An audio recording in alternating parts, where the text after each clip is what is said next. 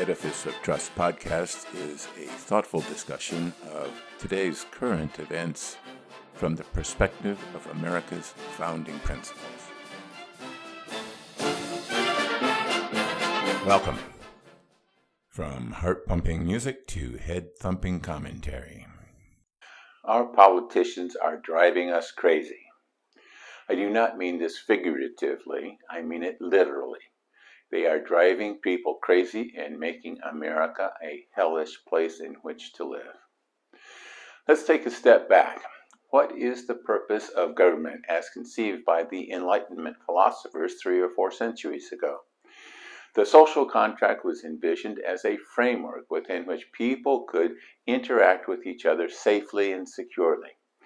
The social contract would define the rule of law, which sets the limits on how people interacted, or as Manuel Hines described in his book, Liberal Democracy, the rule of rights, or more precisely, the rule of natural rights. Each citizen living within the social contract has innumerable natural rights as described in the U.S. Declaration of Independence. But these natural rights of an individual often conflict with the natural rights of other individuals. The rule of rights provides a framework where the rules of natural rights are put in order.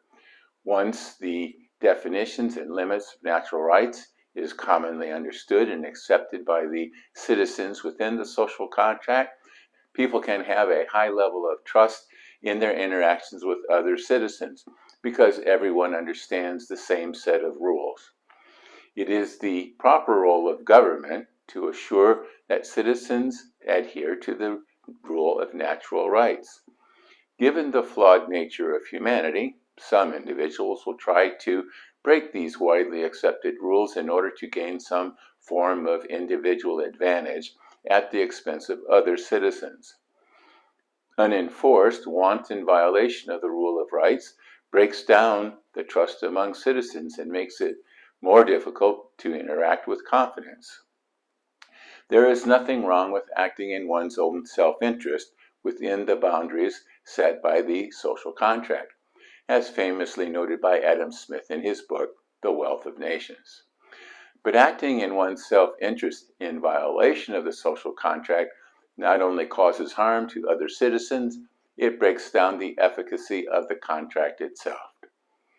The efficacy of the social contract depends on everybody, or at least a very large proportion of the population, understanding and agreeing to the rules of rights set forth in the social contract.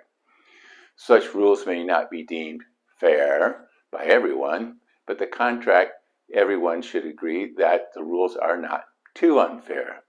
In other words, minor flaws in the social contract should be accepted as a normal part of the human condition, and that it is not worth endangering the overall function of the contract because of such minor problems.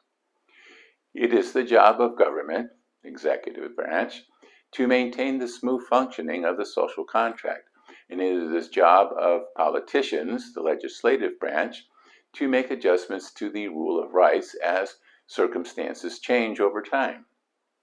Such changes should be accepted by a broad consensus of the people, not to be considered too unfair, and to promote the smooth functioning of the social contract and help people understand how to interact with each other. This may seem like a roundabout way to explain why our politicians are driving us crazy, but I thought it was important to describe how government is supposed to work in order to highlight the differences in how our government and its leaders are working now. Instead of trying to find common ground so that citizens can interact freely on the basis of trust, our politicians are trying to divide us into competing groups. These groups compete for access to government power and entitlement because, in this progressive viewpoint, all the benefits provided by society are derived or allocated by government and do not come from citizens interacting together. This model requires a powerful government, not powerful people. In this view, people are either victims or oppressors, where the victims have no agency but must rely on government. Whether you are a factory worker, a black single mother, a highly indebted graduate, or whatever, you must rely on others for your deliverance. You must give up control of your life and place it in the hands of government. This is highly stressful and generates anxiety and mental illness. Lack of control is the definition of mental illness. We are told that these oppressors are not our fellow citizens.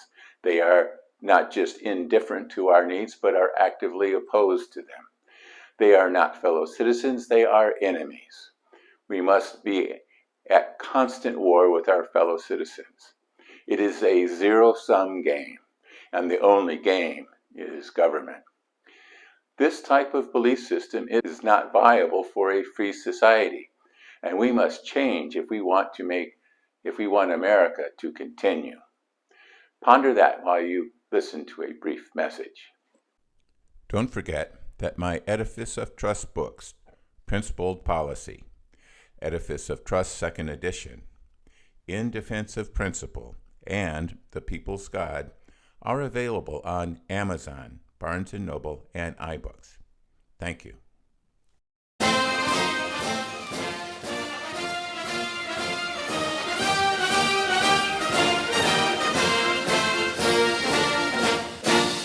Welcome back.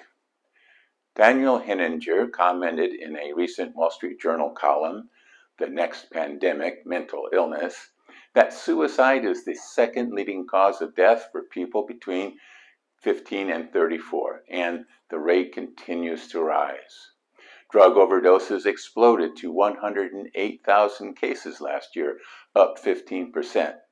Homeless camps, filled with many people with mental health and addiction problems, have spread like wildfire across major cities. And this does not include many young adults that have moved back in with their parents' house, as they are unable to find a way to cope with modern society.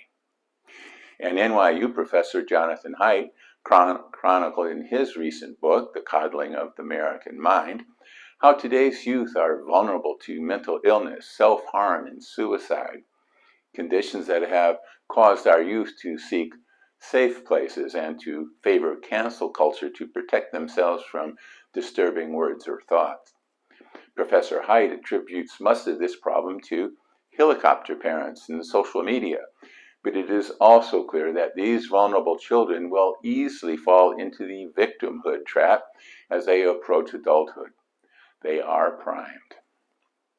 And the American Medical Professional Associations are complicit in this movement. They have adopted the divisive woke ideology that denies individuality and places everyone into separate identity groups, even while this loss of agency drives people to the edge of madness and mass hysteria. Dissenting opinion is suppressed and alternative voices are canceled. Their expanded definition of what constitutes normal behavior is at odds with the rapidly rising rates of suicide, self-harm, violence, homelessness, drug overdoses, and the exploding use of antidepressant medication. People like known boundaries where they understand what they can and cannot do, and also can have an expectation that their fellow citizens will act in a similar manner. This is the definition of the social contract that is being torn apart by our so-called leaders. We have enough problems dealing with mentally ill people in best of times. We do not need politicians compounding the problem into an existential threat to American society. But there is hope in America. We are beginning to see signs of change. The Democratic Party's stranglehold on blacks and Hispanics is beginning to loosen. While this may be good news for Republicans, the really good news is that many Americans of different ethnicities are seeing themselves as individuals and not members of a group that demands solidarity or race loyalty from its members.